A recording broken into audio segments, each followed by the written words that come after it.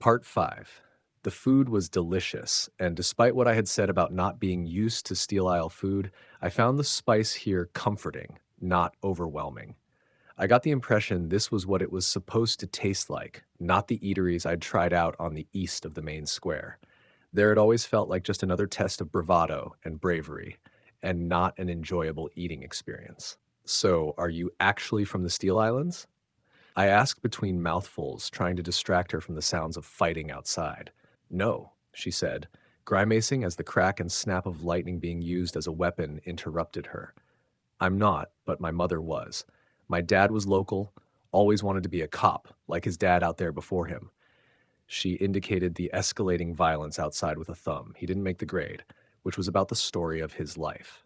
I was grateful to have a mouthful of food at that point, as I had nothing to say, so she had to continue. I nodded, sympathetically. He did a runner, left my mom and my sister behind. His dad never forgave him, and he's been trying to clear that stain on the family name ever since. It allowed my mom to run this place safely, and it allowed me to keep a low profile. With Granddad around, people were either hero worshipping him like you.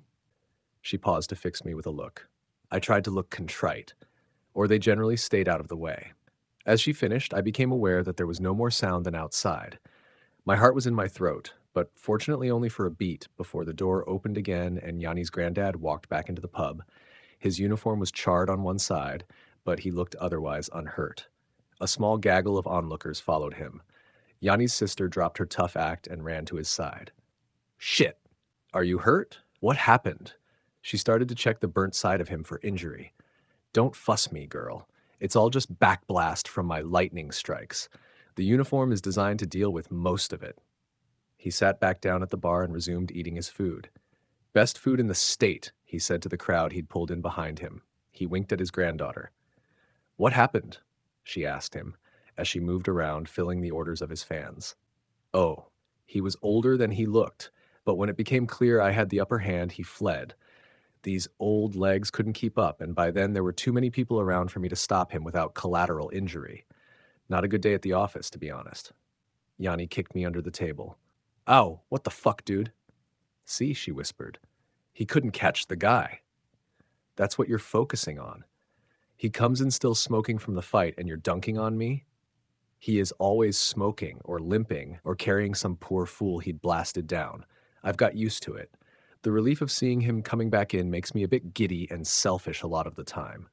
Like I've had to spend my energy worrying about him, so afterwards I spend it on what I want. I don't know, that sounds stupid now, I say it out loud. I shook my head. No, I can't say anything about it. I never worry about anyone else at all, really. I've been on my own for so long, I don't know what it's like. You are all lucky to have each other. We are, she agreed, smiling at her sister bustling around in the now busy pub. And now I'm also lucky to have you, and you are also lucky to have us. We are a tight-knit package. I wasn't sure if this was scary or reassuring. I think Yanni was expecting a bit more effusive joy. Treep, I'm kind of saying I want you to be part of the family. Yeah, I said. I know, it's just... Just what? I've not had anyone at all for a long time. Then I met you, and I was just about to come to terms with that. And now it seems like I have a whole load of people, none of which is probably going to be happy to find out that we are freaks of nature. One of which might actually have to arrest us, or worse. And on top of all of that, you want to start trying to do his work for him as well. She crossed her arms and frowned. I'm not saying we do his work instead of him. We are not lawgivers. I'm saying we can help when he and the other old men in his position are not able to get the job done. We could have stopped that guy without blasting anyone else. We could have stopped him before he even knew he was in a fight. And anyway, my family will protect me no matter what kind of freak I am. I'm sorry you don't have that, but that's what families do. So they know all about you then, do they? I asked. Yanni paused for way too long. No, I said. I thought not. We sat in silence for a while. I couldn't even fill it with eating this time. I'd lost my appetite. Eventually, Yanni spoke. Okay, we are a team. Nothing works without both of us. It was wrong of me to expect you to just join my life and we crack on. What do we think we should do? We put our heads together, and with Yanni's sister watching curiously and her grandfather watching suspiciously, we planned our next move. Enjoying the story? Don't forget to subscribe and comment. Your support helps us create more stories just for you. All right, let's continue the story. Part 6. The cold nibbled my ears, a bit forcefully for my tastes, I thought. I needed a safe word with the weather. The idea of that made me snort to myself. Shh, hissed Yanni, with a glare. That was also a bit forceful for my tastes. What? I whispered. He'll hear you. I looked past her. The street was not busy, but it was not empty either.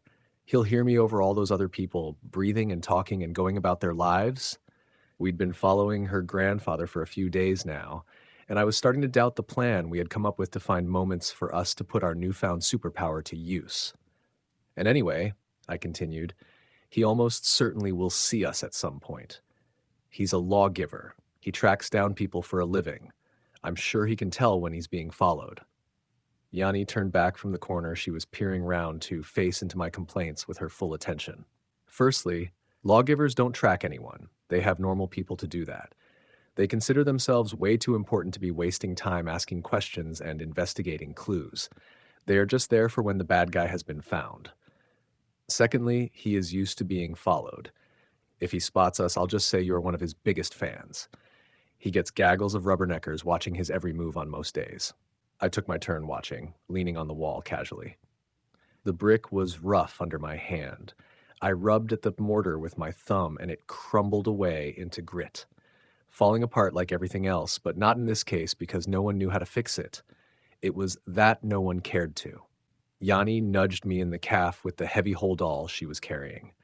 Theoretically, we took it in turns to carry the bag, but I had noticed her turns were getting longer and longer and longer.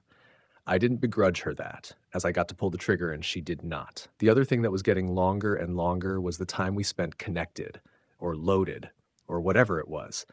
The feeling of contented completeness was why I hadn't voiced any concerns about our plan up to now. I was happy to be with her. I just would prefer to be doing it somewhere warm. Pay attention, she chided. I did, and my heart skipped a beat. He's gone, I said. He's what? Where? Yanni stepped around the corner to look for herself. Her grandfather was nowhere to be seen. He moves quick enough when he wants to, apparently, I said. Not funny, said Yanni, hurrying into the street to track him. The holdall caught on a broken bit of curbstone sticking up and fetched her a whack in the ankle as it swung back. She stumbled, and I couldn't help but laugh. Yanni glared at me in exasperation. Sorry, that's not funny either, I said, swallowing down my grin. She opened her mouth to tell me to do something deeply personal to myself, but was interrupted by a crack of energy and clang of blade on blade. God damn it! Something's happened, and we missed it, she said, hustling toward the noise and unzipping the top of the bag as she went. Hey, wait for me! You do actually need me, you know, I said, scuttling after her. The square and presumably the streets around were clearing quickly. People were either drawn to go and watch or compelled to seek safety when there was a fight of this apparent power. It was hard to feel ambivalent about elemental forces being put to use. For my part, I had always felt drawn to them, but not just because I was a sycophant like Yanni thought. It was one of the only places where no one would ever expect a normal person from drawing, using, or even mentioning their own soul blade. It was safety from detection for me, the opposite of Festival Day. We reached the other side of the square, and we could hear the battle escalating. It was just around this corner. Yanni handed me the bag, and I started to ready the weapon inside the bag, so it would not be obvious to any straggler that came past. I checked the magazine was secure, pulled the charging handle back, and flicked the safety off. From the practice I'd done at home in the last couple of days, I knew I could draw, get it to my shoulder, and fire fast, so I was confident leaving it in the bag until then. If I had to use it, there was not a lot of chance the target would be close to me. As I did this, Yanni looked around the corner to see what we were dealing with. I heard the fight break off, and there was a shout from her grandfather. Stop! In the name of the law! Shit, said Yanni. He's coming this way. She ducked around the corner and pressed herself against the wall next to me as a young man, older than Yanni and me, but still under 40, streaked past us without even a glance and took off across the square we had just crossed. He was maybe 5'10", lean, and clearly in shape based on the speed he was going.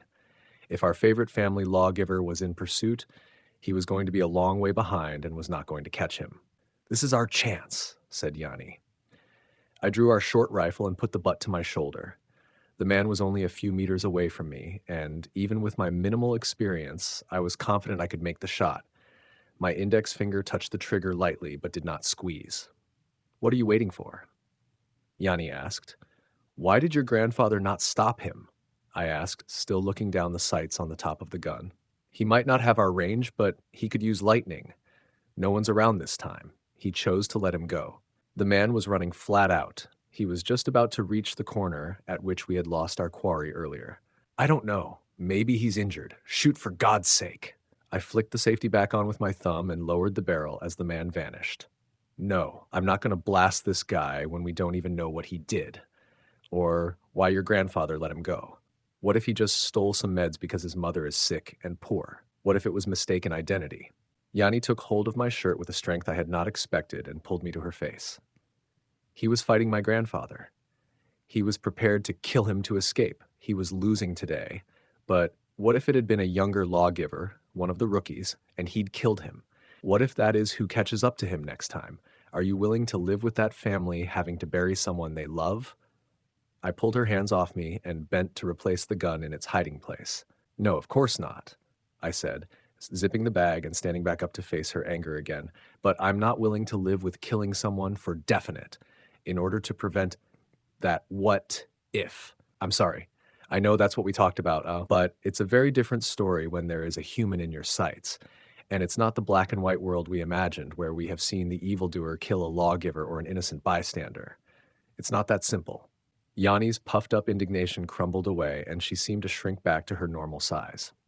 "Okay," she said. "You're right. What are we going to do then?" "I don't know. But right now, we need to get the hell out of here before your granddad or any of his buddies come following that guy's trail." I picked up the bag and handed it to her. "Come on, let's book it." She nodded, and we set off as fast as we could walk without looking like we were running. Further down the street, unseen by Yanni and Treep, a woman in a long, tattered, grayish overcoat that looked like it had seen better days, and a lot of worse ones as well, turned to hurry away in the opposite direction. She had some news to report and knew there would be some people very interested to hear it. Thank you for listening to the story. If you enjoyed it, don't forget to like, subscribe, and hit the notification bell so you won't miss the next chapter. Your support means a lot.